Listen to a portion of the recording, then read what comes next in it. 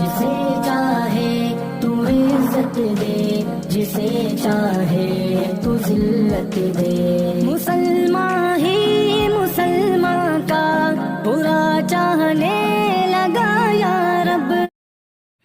بسم اللہ الرحمن الرحیم۔ قابل قدر محترم ناظرین، سامعین حضرات، آج ہم اس ویڈیو میں اس دعا کے بارے میں بتلائیں گے جس دعا کو پڑھ کر اللہ کے نبی صلی اللہ علیہ وسلم بیماروں کو دم کیا کرتے تھے۔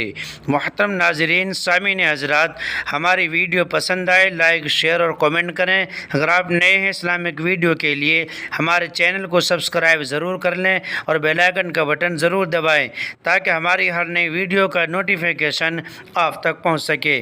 تو چلیے عرض کرتے ہیں وہ کون سی دعا ہے جس دعا کو پڑھ کر امام الانبیاء صادق المصدوق رحمۃ للعالمین پیارے آقا جناب محمد رسول اللہ صلی اللہ علیہ وسلم لوگوں کو دم کیا کرتے تھے۔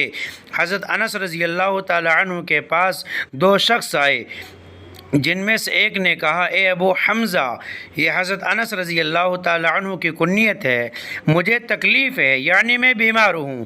تو حضرت انس رضی اللہ تعالی عنہ نے فرمایا، کیا میں تم کو اس دعا سے دم نہ کر دوں جس سے رسول اللہ صلی اللہ علیہ وسلم دم کیا کرتے تھے؟ اس نے کہا، جی ہاں ضرور۔